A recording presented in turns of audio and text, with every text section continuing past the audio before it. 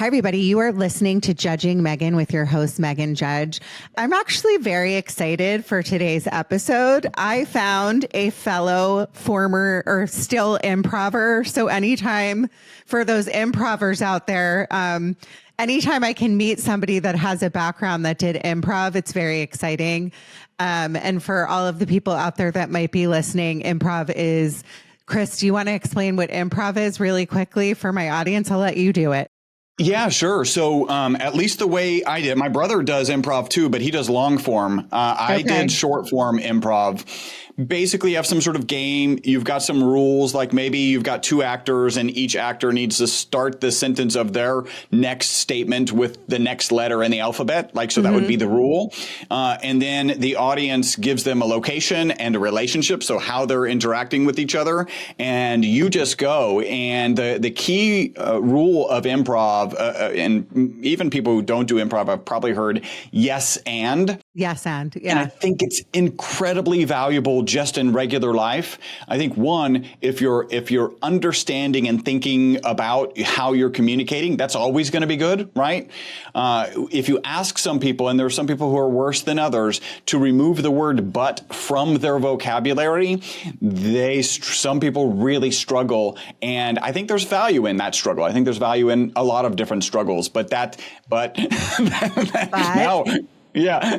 Okay. But also I'm going to say, so for my listeners, so improv, I did the Groundlings. So I live in LA. The Groundlings is probably the most famous one. And a lot of those people end up on Saturday Night Live. My issue was and I didn't tell you this before we started recording. So when I was in the Groundlings, I went through the company. I quit like an idiot. It's one of my biggest regrets because as a kid, I always dreamed of being on Broadway or on Saturday Night Live, but I chickened out and I quit, and I'm still angry at myself, but I'm trying to move on because it's time. But I was always the one that broke. So I laughed at myself. That's the question. Yeah. And I was always breaking, and that was my thing. And funny enough, one of my teachers was on Curb Your Enthusiasm, Cheryl Hines. So she wasn't one of my full-time teachers, but at the time she would like kind of substitute. Her career was starting to take off at that point. But I always got in trouble. She was not my fan. She was not my fan at all.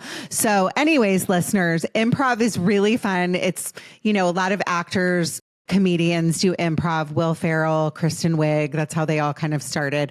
But Chris and I have that in common. So I'm going to start there. And I'm just going to tell you a quick story.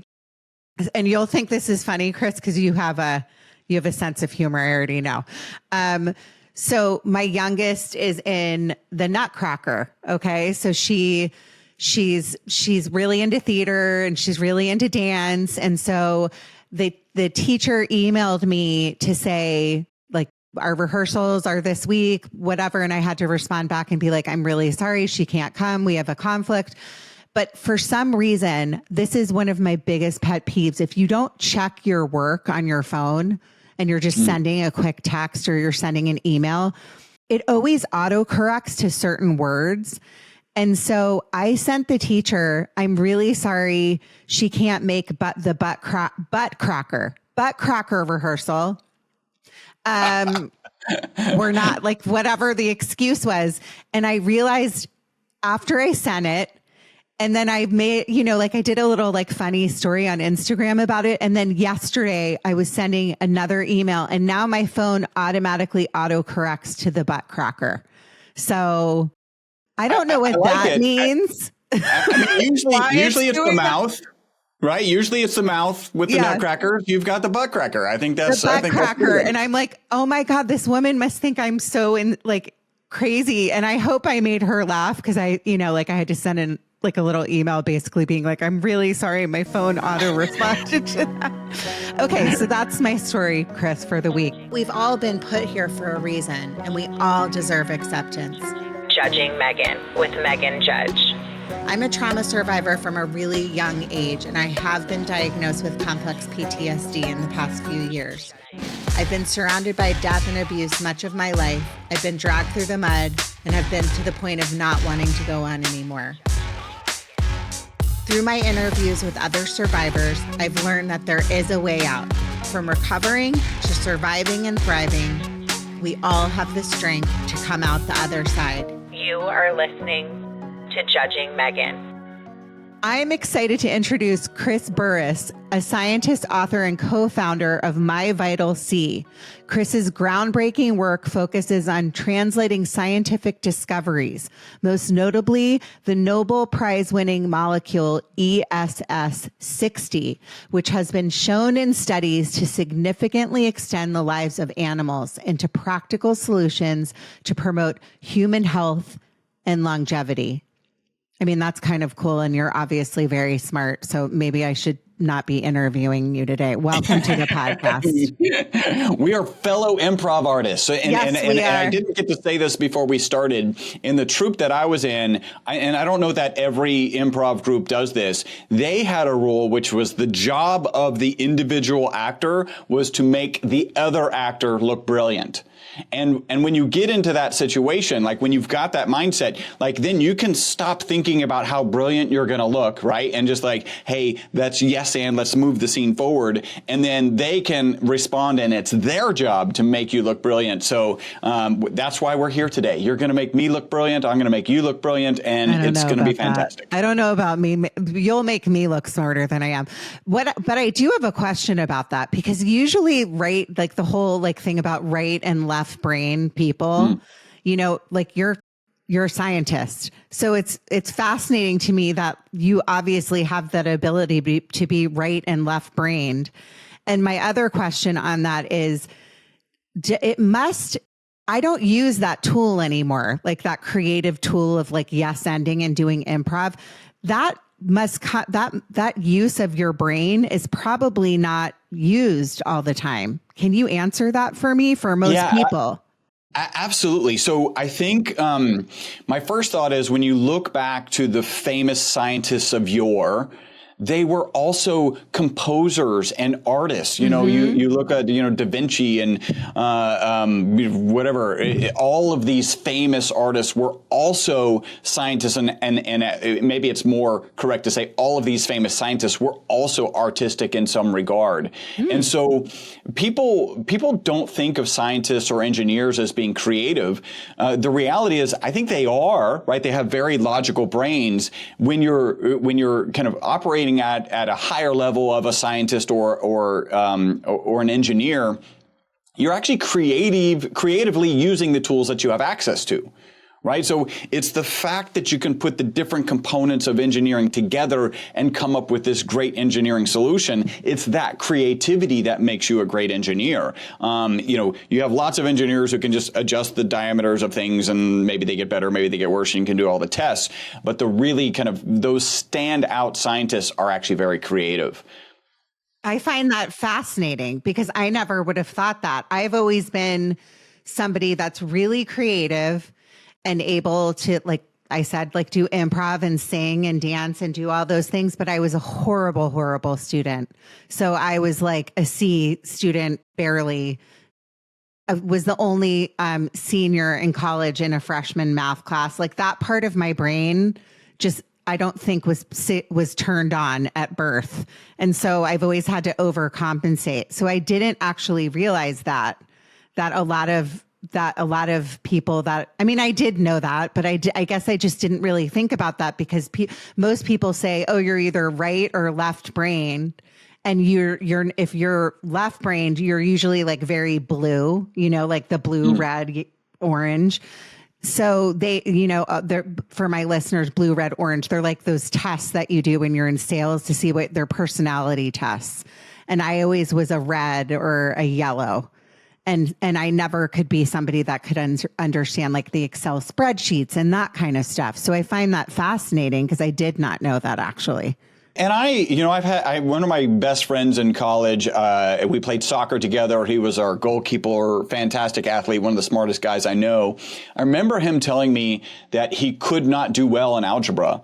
And I was like, dude, I know you can. You just have to get over, there's a hurdle that you're having, right? Because Meghan, you have the brain to do algebra. You have when you finally sat down and have forced yourself to do it, you could accomplish it, right? And maybe it was C's, but I think you could have even done better. You're just like, what is the minimum that I have to do for this thing I don't like, right? If you don't like it, you don't get any kind of joy out of it, then yeah, you're not going to spend as much time on it and you're going to get a C. Like that's. Well, I also think that's a good point. I was diagnosed with AD. Well, at the time they only diagnosed with ADD. So you do have a point there. I just didn't have the ability to like sit still and sit down and focus. And then I think over time, enough people go, because at that time, that was a new diagnosis in 7th grade for me. They weren't diagnosing people with ADD, but they didn't understand. I just couldn't sit still and I just didn't want to. So you do have a valid point there. Maybe if I went back now and I was heavily on like some kind of medication, my brain would let me do better in math and science. I don't know. My son is ADHD, okay. And so he struggles. His grades, even just this grading period, were super low. Mm-hmm. And then I had to sit down. I was like, because apparently in ADHD, the mind is it's an emergency and therefore do it or it's not. And I won't even touch it. It's out of my mind. I'm not thinking about it. And then it becomes an emergency. So in like 4 hours on Tuesday, he finishes all these assignments, literally taking his grades from like 16 to 79s. He still has some progress to go. Mm-hmm. But it's because the wiring is that he can do it. He just hates it. So he should call me. I know like we all, like in that community, we all get it. It's like if you have something and then he procrastinates, I'm assuming, like you just said. Yep. So if you know something, it's like you're very task oriented. It's really just the way the brain works is fascinating. And the fact that you're a scientist, and I'm sorry to like take you off topic, but kind of bring you back in. I want to find out about your life and like why you decided, this is my ADD again, why you decided to get into this field, but also when I saw your little app or application, what are they called? I don't even know. Like when people apply to come on my show, I was like, I need to talk to this person immediately because the longevity factor and the brain and all of this stuff that I find fascinating is just, I think, so important. And then not to mention the fact, like the piece of like finding animals. I'm a huge animal lover, and what you found in animals. So let me start with you. Why did you tell me a little bit about your childhood and why you got into this? So my story, there's so many people in the health space that are this classic pain to passion. I was looking kind of through your previous episodes, maybe like 5 ago, you like literally the title of your episode was Pain to Passion. And you were talking in this health and wellness space. There are so many people who had, the pain of that they were experiencing or of a loved one. They solved it. And now they want to, share that messaging with the world. And I'll tell you, that's not how I ended up here. We have a supplement on the market and to kind of frame this story. So one way is they have this pain to passion story. The other is often people wake up and they decide they're going to be wealthy and they decide they're going to do it with supplements. I have no problem with people being wealthy. It's just not how I ended up here. And we'll get into this, but how I ended up here was by manufacturing this molecule. So I'm holding up a model of a molecule. If you're listening, just imagine a soccer ball where the lines on the soccer ball represent the bonds between the carbon atoms. I've been manufacturing this molecule since 1991, and that's how I ended up in the health space. Now, I kind of frame that because me becoming an entrepreneur and owning my own business, I knew that was going to happen. You and I both have 14-year-olds. I knew at 14. But the way I knew was because I had a Lamborghini Countach. By the way, this is in my book, Live Longer and Better, this kind of whole story. I had a red Lamborghini Countach on my wall. The door was open. I could smell the leather. I knew I was going to have one. I happened to find an article, probably in Motor Trend or something, on how to get one. And it said, if you want one, you should become a brain surgeon. If you want more than one, you should become an entrepreneur. And my little 14-year-old brain was like, 2 is better than 1, right? I'd rather have 2 Lamborghinis. I don't have a Lamborghini yet, still working on that. But that was the kind of the moment I knew I was going to be an entrepreneur. I also have always been kind of good at helping people, providing guidance. Hey, this is what's wrong with that relationship. This is how you handle this teacher. Like, I've been good at that. And so to land squarely in this space of a health supplement where I get the benefit of kind of sharing science like we're doing in this episode, and then also turning around and getting all the testimonials that are coming from people of this amazing thing, which crazily I didn't invent, right? I didn't even want to be in this industry. We may get into that, but I get to share that. I think that kind of frames how I ended up here. Well, since you brought that up, why didn't you want to be in this industry? Why don't we just get that out of the way now? Hurry up. Yeah. Yeah. So, well, I think it would be fair, and most people would probably agree that the supplement industry is challenged, right? Like, it's just challenged. Do I trust it? Are they testing enough? Are they? And so our real story is, and well, let me go back, right? So we'll talk about this molecule. The molecule was discovered in 1985 at Rice University. That's here in Houston. That's where we're based. The three scientists who discovered the molecule won the Nobel Prize in 96. So a short 11 years from discovery to being awarded the Nobel Prize. And remember, I started manufacturing it in 91, a full 5 years before they were awarded the Nobel Prize. They won the Nobel Prize because this molecule is absolutely amazing. It performs as well or better than the current best material in almost every application. Better inks, better batteries, better tires, better photocells, which is when people start to get nervous and they're like, I thought we were talking about a health supplement. At no point in my life did I look at a car battery and think, how much of that should I be consuming on a daily basis? Yeah. So it actually gets a little bit scarier first for various reasons. Well, specifically because one of the shapes on the exterior of this soccer ball shaped molecule, we call it ESS60, is reminiscent of benzene. They thought that this molecule would be toxic, and they put it in a toxicity study. Instead of being toxic, the test subjects that they gave it to, in this case it was Wistar rats, lived 90% longer than the control group. So the single longest longevity experimental result on mammals in history is because of this ESS60 molecule. And I mean, not only is it the single longest longevity experimental result in history, those rats died without tumors, which is a pretty phenomenal additional response. So if you think about it, Wistar rats, that's the rat that they used in it, typically lives to about 32 months and has a known amount of tumor mass in its body. The longer they live, the more tumor mass they have in their body. Even though the MyVitalC rats lived out to 62 months, none of them had any tumor. So we have this fantastic result that was published in mid-2012. About mid-2013, we started getting phone calls of people going, hey, how much of this should I be consuming? Now, we're ultra conservative carbon nanomaterial scientists, and our response was, we think this stuff that we sell to research institutions around the world, which we still do to today, that they put in inks, batteries, tires, and photocells, we think you should consume none of it.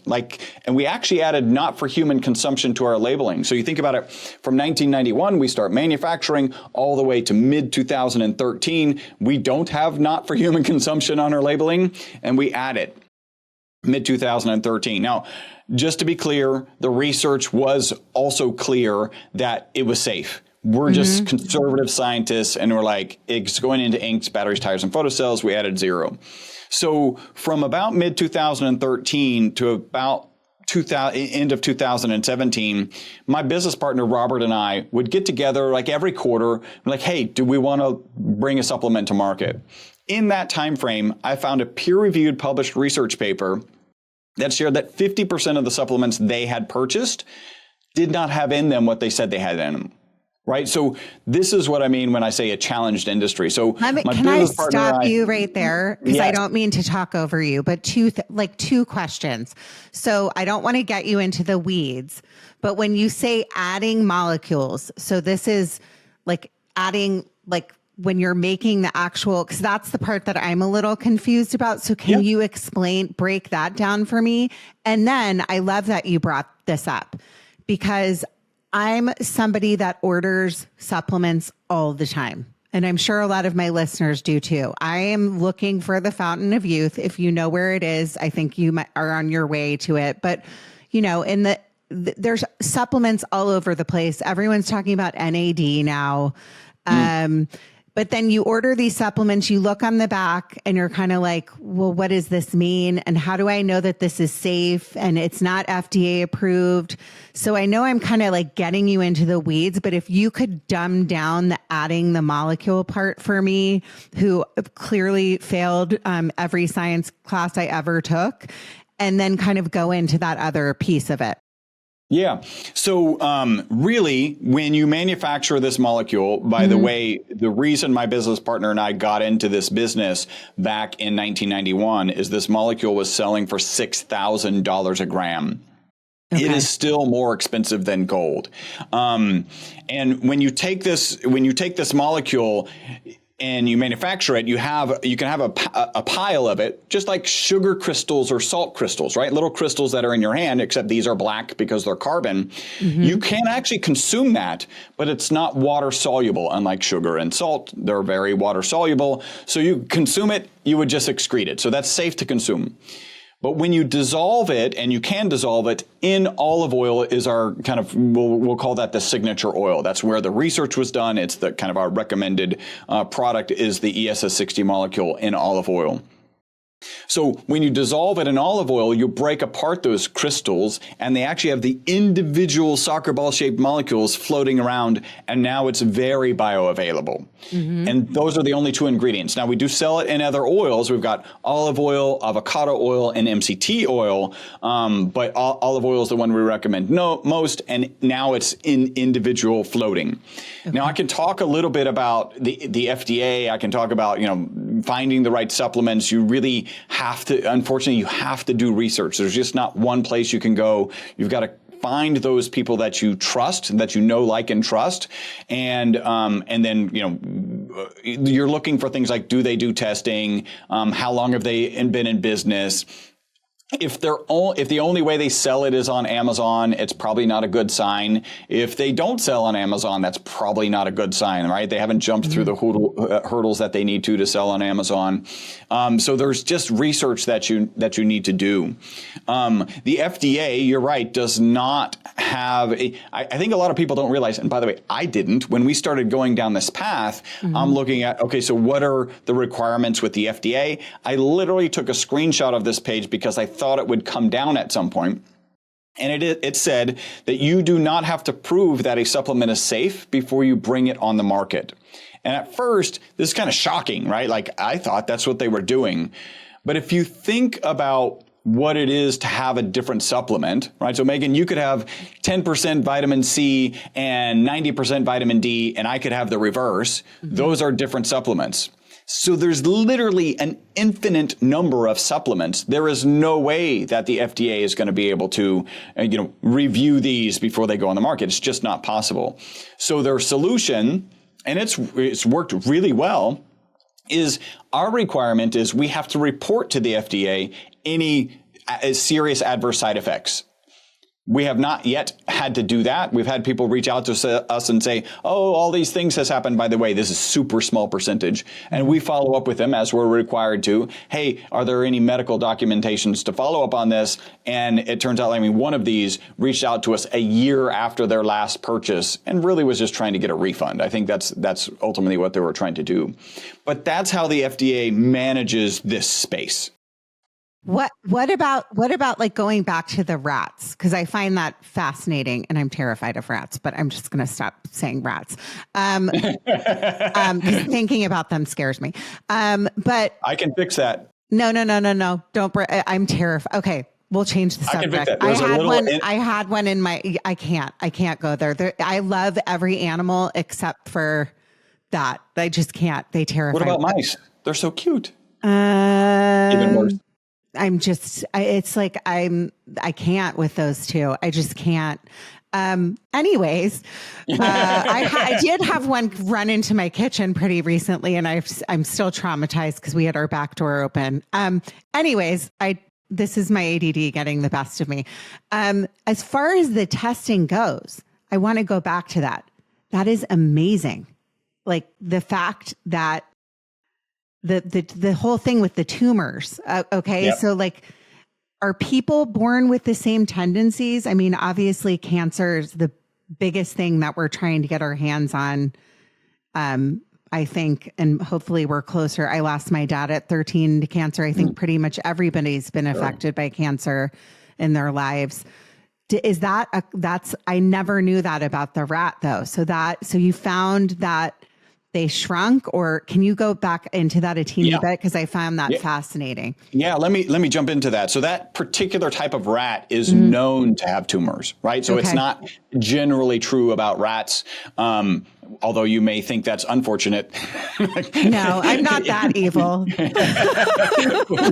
for a particular, by the way, I when I share that story, I get kind of two responses, right? Which is interesting. If they're from New York, they're like, why would we want rats to live longer? Chris, you need to bury this research. I don't like you. You need to get out of my, like, it's bad, right? Yeah. And then the other one, this is interesting, kind of more human nature. A lot of people respond with, why would I not want to live longer? And I'll come back to that. Let's kind of focus on that. I have a little ADHD going on too. So that typical Wistar rat does grow tumors naturally, right? And that's why the longer they live, they have more tumors in their body.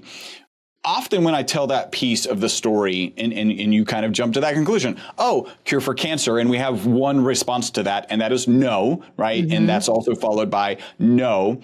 There's a huge difference between managing a cancer that has metastasized and just being a cancer preventative, right? And we know things as simple as good nutrition, good sleep, good exercise are cancer preventatives.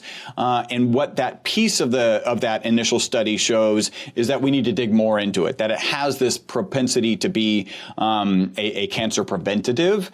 We need to do more research. So we can't, there's no claims being made here. And by the way, let me go ahead and throw in my FDA disclaimer. The FDA has not evaluated our product. It is not intended to treat, diagnose, cure, or prevent any disease. So that's kind of where we sit in the kind of cancer space. I can tell you there are patents related to the molecule as a cure for cancer in pets. We have a number of late stage cancer centers that order their product from us regularly. And a lot of what we believe that we're dealing with, we can get into that is, and I have to say potentially inflammation. So we can't make any claims about it. You really just have to assume we don't address inflammation, although there are studies out there talking very specifically about addressing inflammation in different animal models. Okay. And then as far as like the lung, because I know I'm kind of probably skipping ahead, but as far as like the longevity piece of this, so like we're in a place in the world and society where people are obsessed with staying young and youth, right? I mean, it's to the point though where I think it's an illness because we're so obsessed with it, and it's not normal with filters and all the things that phones have done to our brains. But how do you foresee this? And I could be skipping ahead, so I apologize for that, as the longevity piece for people that are, I'm getting older, I'm a female, anything that I can do to prolong my life and look as good and stay as fit as I can. I will tell you there's pieces of my life, like I think most people are like this. I exercise 5 days a week. Am I perfect? No, I don't understand these people that eat perfectly and they exercise and they do all the right things. Do I love a dirty martini? I do. Like there's things that we all like kind of have to deal with. So as far as like going in the direction of this supplement or these kinds of things, is this like to assist you if you are kind of making some mistakes in diet, exercise, that piece of it, or no? I think the short answer is probably yes. And let me jump into why we think this might have extended the lives of these rats, right? Because that's one of the questions, right? So the first thing is like, why would I want to live longer? And what I realized is that people don't hear, hey, would you like to live longer? What they hear is, would you like to live longer in an infirmed state? Because we cannot, currently our brains are not good. By the way, I did a longevity summit. I interviewed 55 experts in longevity and I asked every one of the experts, how long do you want to live and how long can humans live? Only 3 of them gave the same number. right? So even experts in longevity who are supposed to be like pushing the envelope have the same inability to separate living longer from living infirmed. And I think that's something that we are going to start working on. And I think the medical community needs to step up and have some delivery.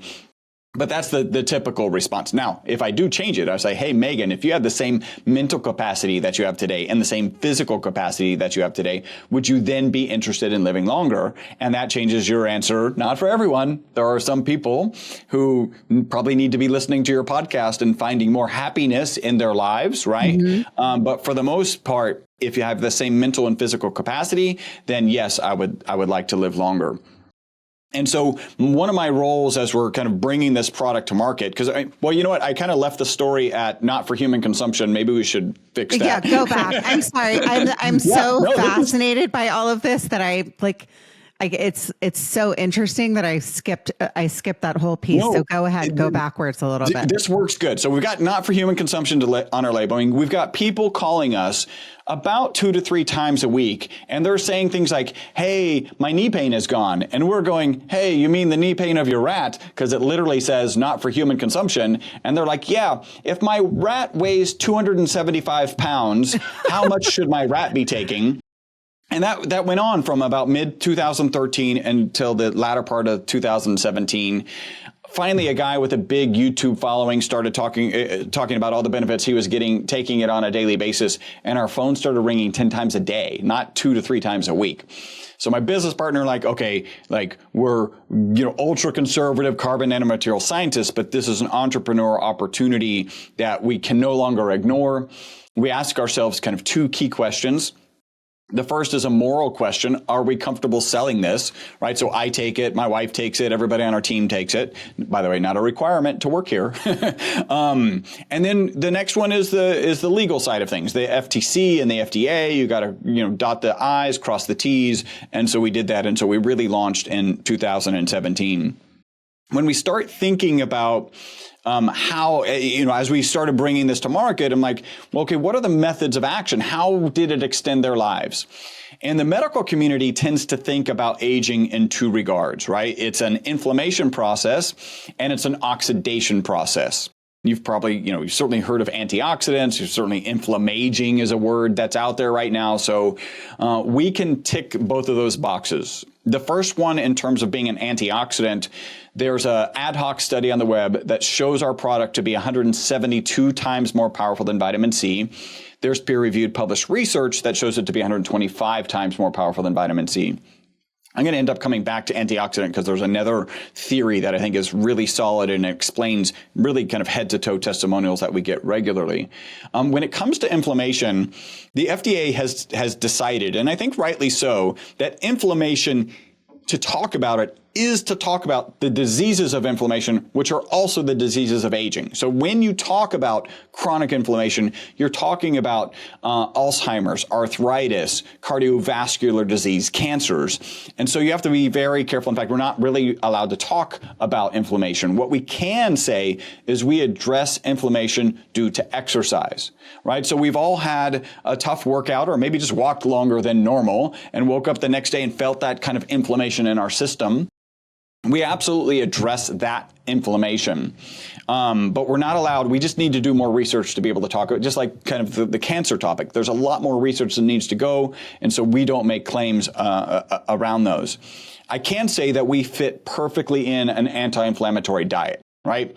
That's a diet associated with the blue zone people. There was a Netflix special kind of recently. Mm-hmm. Those people tend to live longer. Those people tend to have reduced incidences of stroke and heart attack. And so we fit perfectly in that diet. And I've got one more thing, but maybe you have a question at this point. I do. Well, thank you. I love it when guests say, do you have a question? Because I'm such a loudmouth that I always interrupt. But that was great. I think that's the first time in 4 years that anyone has asked me that. Well, I also see you. The great thing is I see you move closer. Yeah. Like these are the clues. Well, because when you say certain things, I'm like, okay.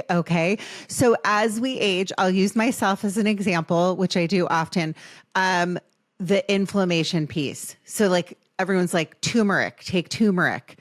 I take turmeric. I'm sorry. I don't notice any kind of difference in turmeric. You know, when you get to be a certain age, you wake up in the morning and you're like, I didn't even do anything yesterday. Why does my back hurt? You know, I mean, that's like when you know you're in a certain age category where you just sleep the wrong way and you can't move, like your hip is stuck and out of joint and you can't go for your speed walk. That's me. So I want to ask about that, but I also want to ask about, I know you can't say anything like factually, but the Alzheimer's piece. So in our society, and there's all kinds of studies coming out about phones and early onset Alzheimer's and, you know, the environmental factors of this.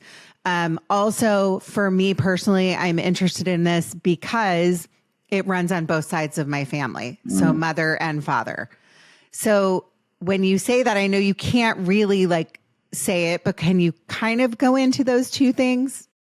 Yes, I think the first thing that I'll say is I think we're getting. I mean, Alzheimer first off is the most terrifying disease, right?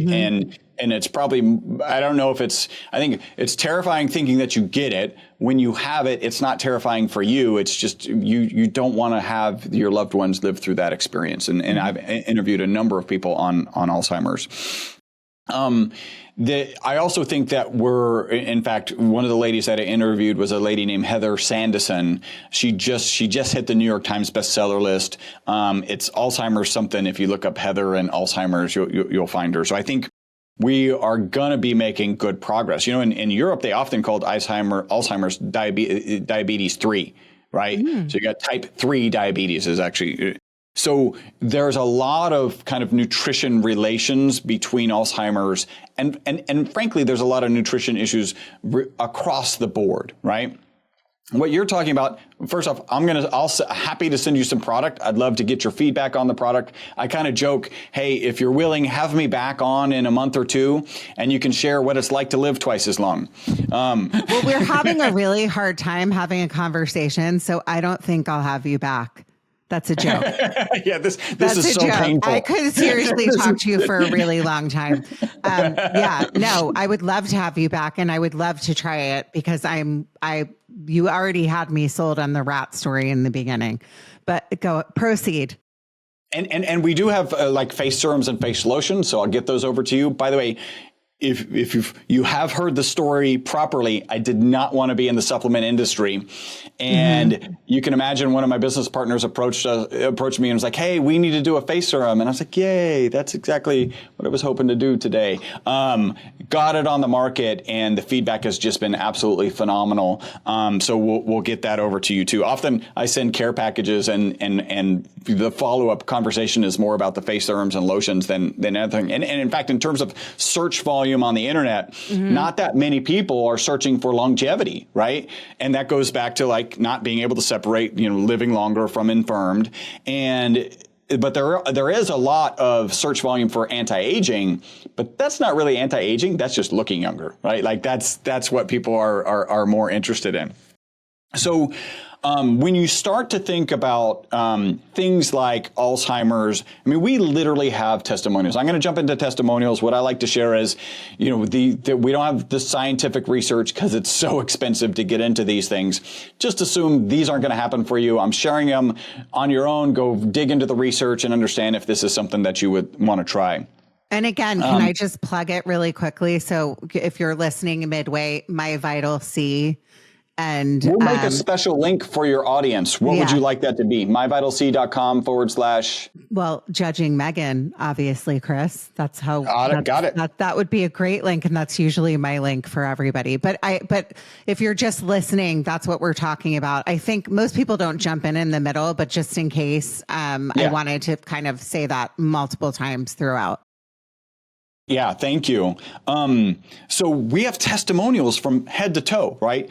Hair growing faster, growing in original color. And I've got literally a toe one where we're working with this influencer. At one point in his life, he was a Navy SEAL. When he was 5 years old, a crab bit his big toe and split his toenail, right? From age 5 to age 65, that toenail was split. He started our product, and I think it was within 12 months, the toenail healed. Like 60 years later, the toenail healed. So we have testimonials from head to toe. How is this possible, right? Our most consistent testimonial is people take the product in the morning, they report mental focus and energy during the day, and then better sleep that night, right? So the reality is, if they just got better sleep, that's good for your mental, physical, and emotional well-being, right? So that could be it. But we think it's deeper, and we have this theory with a kind of a fun analogy. It's called the BOSS theory. Buffering Oxidative Stress System. I'm going to get a little geeky, and then I'm going to give you an analogy, and then I'll answer any questions about for clarity. So you're probably familiar with mitochondria, right? The mitochondria is the powerhouse of every cell. Every cell in your body has between 50 and 5,000 mitochondria, except for your blood cells, which have 0, and your neurons and your brain cells, which have 2 million. Like, that's how much energy our nervous system uses, is that the nervous system cells have 2 million mitochondria versus 50 to 5,000, right? So really important when you're talking about brain function and your kind of neurocommunications. In the mitochondria, it's the powerhouse of every cell. It provides the energy to the cell to do its job. So what does the liver cell have to do? What does the kidney cell, heart cell, whatever it is? Like every energy production system we know of, like your car going down the street, it's got a negative byproduct, the exhaust, right? Your power plant has smoke coming out of the smokestack. In the case of mitochondria, it has what's called reactive oxygen species. These are the oxidative stressors that we're usually taking, like a vitamin C, an antioxidant, for. Inside of that mitochondria, you have two components that are managing those reactive oxygen species. That's glutathione, the master antioxidant, and melatonin, the sleep antioxidant or hormone. And by the way, sleep is our most consistent testimonial, so we're like all traveling in the same circle. When a mitochondria gets overwhelmed by stress, you're running, you're exercising more, maybe you're having a dirty martini, maybe you just got off the phone call, you have a 14-year-old. There's some stresses associated with that. When those mitochondria... Sorry, I'm nodding, everyone. Yeah, go ahead. Yeah. Check. When they're overstressed, they overwhelm the glutathione and the melatonin, and now these reactive oxygen species are left to like little damaging bumper cars running around and doing damage. What we believe, this BOSS theory says, is that this ESS60 molecule, this soccer ball-shaped molecule, by the way, from peer-reviewed published research, we know it gets into the mitochondria. So we know it can do stuff there. We also know from way back in the 90s when it was discovered that it can hold up to 6 negatively charged particles. Well, reactive oxygen species, these damaging bumper cars, are negatively charged particles. So we believe that this holds on to those reactive oxygen species until that mitochondria can replenish the glutathione or the melatonin. So I have this kind of fun example. It's Mardi Gras. You're on Bourbon Street. Mardi Gras is over. You're on Bourbon Street. You got these drunk reactive oxygen species running around, smashing windows, tearing up cars, pulling down light poles. And you've got the police, the glutathione and the melatonin coming in and handcuffing them to these reactive oxygen species and getting them off of Bourbon Street. But when they get overwhelmed, what does the New Orleans Police Department do when they get overwhelmed? They stick the drunk reactive oxygen species into a paddy wagon, right? They stick them onto, in our case, onto the ESS60 molecule, so it can't do any damage.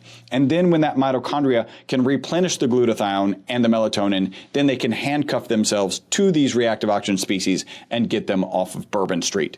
And that's why we say that this ESS60 molecule is the boss. Okay, fascinating. One thing that we left out, like a little piece of the question before, was as far as like the turmeric, like that piece of it and the pain, like can you answer that piece? And then I would love to know, because they do say glutathione is so important. I'm of a certain age range for my ladies that are listening with the hormones. So you're not sleeping. So I love the fact, for me, I mean, I'm notorious, and we'll bring in the 14-year-old again, for waking up in the middle of the night, stressing about everything under the sun.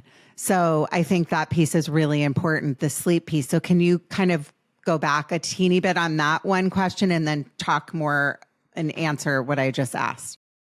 Yeah. Well, let me just share. My wife is somewhat of an influencer. She talks about menopause and Spanish, and we actually ended up coming up with a new kind of packaging for her called Menopause Support, because the product helped her going through all the things that women go through with menopause. And I've actually, interestingly, as I've kind of launched my health and wellness podcast, I've probably had 5 interviews at this point about menopause. So I'm getting close to being an expert. It's a huge thing, because for they're again, this is just me babbling, and for my listeners mainly that are female, that there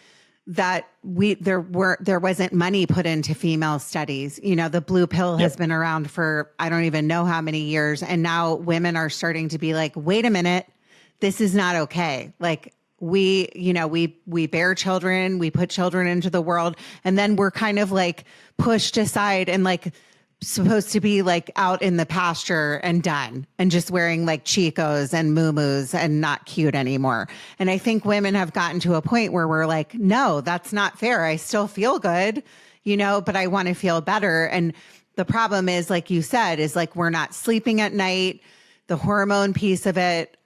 So I definitely have done numerous episodes on that fact, but yeah, I love that you just touched on that, but can you just go into that a little bit more?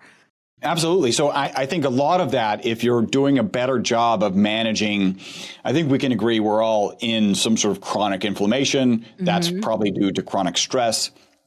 And I'll get you the care package, and I think that will help a lot. As I was interviewing 55 people for my longevity summit, and those have been released on my podcast, the thing that kept coming up time and time again really goes back. Are you familiar with Dr. Gundry? I am, actually. Yes. Yeah. So Dr. Gundry, I was on his podcast pre-pandemic. He was on my longevity summit. And I'll just summarize, because he just does such a great job. He describes that everyone has a leaky gut. And the leaky gut is not caused by allergies, right? So you can go do a food allergy test and you can pass with flying colors. And this even goes back to the autoimmune fix by Dr. Tom O'Brien. It's actually caused by food sensitivities, right? So everybody's familiar with gluten. I know one expert that I spoke with is like, hey, there's no such thing as a mostly gluten-free diet. It needs to be gluten-free. But gluten is not the only lectin, right? So lectins are proteins that plants use to dissuade us from eating them. Like, hey, I can't move, so let me throw this into your system so you stop eating me, right? And gluten is by far the most famous lectin, but there's a lot more of these lectins in wheat. These are, again, these protective proteins that wheat have. And so you have these sensitivities that cause chronic inflammation. And ultimately, Dr. Tom O'Brien, his book was Autoimmune Fix. He's like, this is like all of these autoimmune diseases are caused by this type of food sensitivity. Again, not allergy, right? So you're not, you don't need an EpiPen after you eat a slice of bread, but your body is inflamed. I notice now when I have a beer, I don't feel good. Right. I never noticed it when I was in college, but now I have a beer and I'm like, I feel like a little Goodyear blimp running around. No, it's true. I feel the same way. Yeah. It's inflammation. Now, I still have one every now and then. And actually, when I visit my brother-in-law, he loves beer. So I have beers with him. But understand, like, there are probably other foods that are doing that to you. And it's just paramount to figure out what they are. There's some food sensitivity tests that you can do. And you can also do it's called AIP, Autoimmune Protocol Diet, which is get off of all inflammatory foods. By the way, the list is much bigger than I ever thought it was. Like I knew that this was a process, and then slowly add in things. But I was having a conversation, actually I recorded a podcast earlier this week with a quadruple board certified MD. Right. But his last certification is in integrative medicine, which is really kind of this medicine 3.0. It's less of, right. And we were at this networking event and I was like, most people who are having some chronic problems cut out wheat, cut out corn, cut out soy, probably cut out milk, like dairy products, and you're going to fix almost 80% of what's problematic. And so that is a thing that I'm continuing to dig into and interview people, but that's kind of the summary. That is the summary of me interviewing 55 experts in longevity. But I love that you brought that up too, because it kind of goes hand in hand with like what I said earlier, that like for me personally, I can't be perfect. I mean, I've been on every diet under the sun. I've tried everything. I've tried supplements. I have noticed, I know I'm lactose intolerant. I know that everything stems from the gut. I mean, there's so much research about that now. But as I age, I'm noticing like an intolerance to more and more things. So I love that you brought that up because it's huge. Well, and go ahead. Yeah. And I think that it's not that you weren't intolerant when you're younger, right? You just have a lot more systems running a lot better. And so they're able to manage this, right? And so you have significantly more growth hormones that are able to manage, that same, you probably had the same intolerance to beer when you were college, and I probably did. And we just didn't realize it. It's not intolerance, right? It's sensitivity to the wheat in the beer, the hops in the beer. We probably had the same thing then. We just, we didn't know. Well, I think it's a great point. I just went and I have like an ultrasound and a physical probably like once a year, every 6 months. I'm paranoid. And I do the whole ultrasound. I lost my dad at 13. He was only 46 to cancer. So a lot of times people that lose parents like that way are just more paranoid in general. So I always want to get like, is everything okay while they're doing the ultrasound? And I love the guy I go to because he did say to me, he's like, wow, everything looks great. But like in one of the veins or arteries in my leg, he's like, there's nothing wrong, but it's almost like you want to think of it as like the pipe is not like what it once was. So when you say that, it's so true. Like as we age, everything's slowing down, it's almost like we will never be what we were. But if we bring in this molecule, is there a way to like kind of clean it out if you can't have a perfect diet? I know that I'm trying to take a shortcut here and getting you to yes and me, because I really would like you to do that right now. Well, so one thing I can share, which I think is kind of apropos for our conversation today, is we actually do have a packaging that is labeled Party Recovery, right? And I can share, again, don't expect this to happen to anyone out there. I haven't had a hangover in 5 years.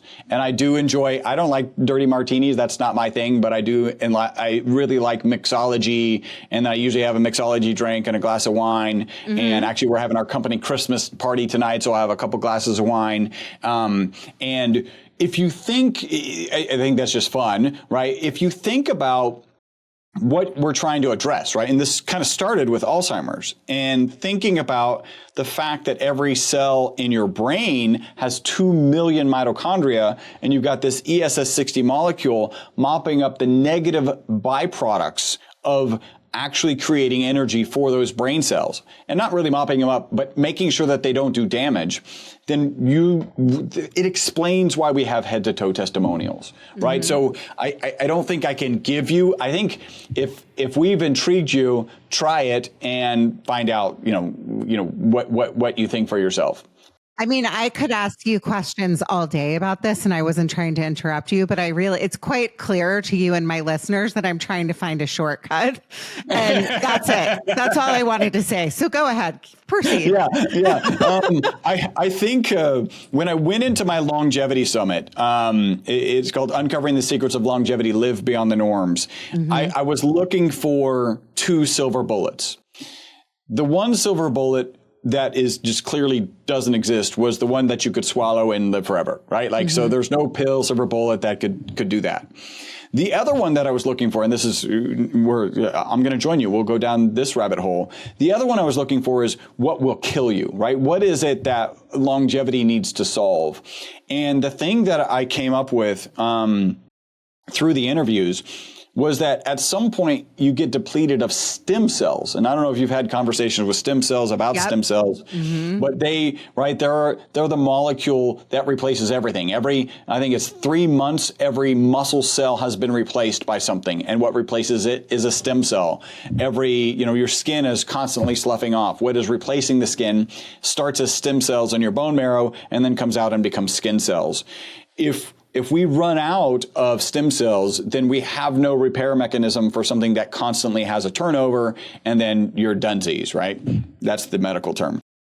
I think there is potentially a solution, and it looks like a dialysis type of situation where we could have our own stem cells growing, or maybe kind of fresh stem cells that we're taking injections from time to time. But no silver bullet for this is all you got to do to live forever, and then none for that one for killing you, which has a potential solution. So yeah, that was kind of the conclusion. I don't like that answer. So I'm going to move on for this. I have a better answer. Go ahead. You have a chance of coming back here. Go ahead. So I asked every expert, how long do you intend to live? How long can humans live? And if you were to ask me, I say that how long humans can live is a 2-part question. Where we're at today, I think it's, we've had the longest lived person is Jean Clement. She lived to 122. I think that's very possible for us to get there more regularly. Got to fix the diet. Like 100%, like that's the key thing. Really, you got to fix diet, movement, sleep. And I think that's it. Diet, movement, sleep. Okay, that's a great a great way to talk about what I'm going to ask next, which is all the processed foods in general. So, and I know I'm going down the rabbit hole now, but that's our main issue is processed foods and why people are so unhealthy and the obesity piece of it in our country. Can you kind of talk about how this molecule or your product might help with, do you have any testimonials about weight management or anything like that? Just before I go into my closing question. Yeah. So in terms of weight management, not a direct, hey, I take this and I lose weight. Yeah. I can share my father-in-law was actually not walking. He was walking with a cane, and so not walking regularly. And he had such relief from that inflammation that's kind of an exercise-induced inflammation, we'll say that he started walking regularly. And of course, if you go from not walking to walking, you can lose weight. Again, if you think about focus and energy, right? So our most consistent testimonial, people take it in the morning, they get mental focus and energy during the day, and then better sleep that night. By the way, I do want to point out one kind of fascinating thing here. I am saying take this in the morning and have better sleep at night. I'm not aware of anything that you can do. I know what you can do. You can exercise in the morning. You'll probably sleep better that night. You can get exposure to the sun, so you get your circadian rhythm in line with the rising and falling of the sun and sleep better that night. But to take something in the morning and positively impact sleep, I like to contrast it. There's a book called Why We Sleep by Dr. Matthew Walker. Absolutely amazing book. It's the scariest book you'll ever read about sleep. I call it the Freddy Krueger of sleep books. You remember Freddy Krueger from Nightmare on Elm Street? That's a little scary. I don't know if I want to read that one. Well, remember, Freddy Krueger scared you out of your dreams, right? Yeah. And actually sent parts with him. I'll never forget that bathtub scene. I'm aging myself. Go on in part one. For me, it was the hat scene when that kid woke up in the classroom and had Freddy's hat. Yeah. We're aging ourselves. Go on. Yes. So, but this is the Freddy Krueger in the sense that it will scare you to sleep. In fact, Dr. Matthew Walker, who's an amazing speaker, shares in the beginning of the book, if you were to fall asleep while reading this book, I would take it as a compliment. It's all this scary stuff that physiologically happens. We're all kind of aware, I'm groggy and I got to have an extra cup of coffee. But it literally does physiological damage to us. As an example, every year we have daylight savings time. And there's 2 billion people go through this daylight savings time or more, whatever the number is. And when we lose that hour of sleep, heart attacks go up by 21 to 23%. And when we gain that hour of sleep, heart attacks go down by 21 to 23%. Sleep is that important. And in that book, Dr. Matthew Walker talks about the $2 billion sleep aid industry, which is prescription medications that you take right before you go to sleep. You feel refreshed in the morning, but it blocks your REM and your NREM sleep, the healing and restorative sleep that you need. I wish I had gotten my father off of it long before he passed. But that's direct contrast to ours. Take it in the morning, mental focus and energy during the day, and then better sleep that night. Okay, you have me sold, and I'm not trying, for my listeners, this isn't supposed to be like a commercial or something. Like, I feel like I'm plugging and I'm on like an infomercial. That's not what this episode's supposed to be about. I was drawn to Chris because I'm fascinated by these topics. I also struggle with all of the things that we've been talking about this episode, which is my sleep is, I fall asleep. I take melatonin at night. So I'm taking like CBD and all the things that they're now doing studies on that are saying are not good. I'm not trying to bash it, but for me, I wake up still in the middle of the night. So I'm really excited to try this. That's just me personally. I would love to have you back on to talk about all of this. My last question in closing is, I want to ask you a yes and question. I'm joking. I want to know where you foresee yourself. I know you're going to have your Lamborghini in 5 years, but I want to know where you foresee yourself with like the science of this in 5 years. Well, if you had asked me 8 years ago, or told me 8 years ago, you're going to be a longevity expert, you're going to have done a summit, you're going to have interviewed 55 experts in longevity, including Dave Asprey, Ben Greenfield, Stephen Gundry, Tom O'Brien. I mean, there's no way I would have said that would be true. So if you had said, hey, you're going to write a book, and by the way, the co-author of my Live Longer and Better, and we can talk, I have a kind of a cool charity piece to the book. My co-author is a 2-time New York Times #1 best-selling author. Like, it's hard to get on the list. To get there to #1 twice, it's just crazy. I would have just said, no, I don't see any way for me to get from where I was to where I am. But I love what I do every day, right? So I get to interview amazing people, talk about amazing research, and then reap the reward of people sharing their testimonials, sharing the amazing thing that's going on. You're thinking, we've from way back when, like, my dad's out mowing the lawn again, which may not be good, right? Like, that just depends on the situation. My dad's driving again, or one of the things I love is pet testimonials, because there is no placebo effect on pets. And so one of the testimonials, I used to have to carry my dog down the stairs for the dog to go outside and use the restroom. Now he's bounding up the stairs, right? That's the reward for what I like to do to begin with. So it's kind of like, I like this, and then I like this, and throw on top of the reward. So I'm going to continue to become more of an expert. I'm going to continue to try all of these kind of biohacking technologies and processes and supplements to kind of hone in on things that I think are really effective, and continue to share more research. And by the way, we just published, we just submitted our second publication. So we're actually one of those rare supplement companies that's actually doing research, funding research, and then publishing that research. I love it. Okay. In closing, where can people find you? All right. So we have the URL for your audience. It's myvitalc.com/judging Meghan. And that's right, Meghan, right? That's the correct way to spell it, everyone. Yes. Yes, because I struggle. My sister's name is Meghan, and I get that. She doesn't spell it the right way? She does not spell it the right way. I will agree with you. She does not spell it. I still like her, though. That's okay. So go ahead. Sorry. So when they land on that page, there will be a coupon code that'll give them $15 off their initial order if they're interested in trying it. If you're interested in the book, I've got a really kind of cool charity aspect of the book. It's $20 on Amazon. It's $20 on our website.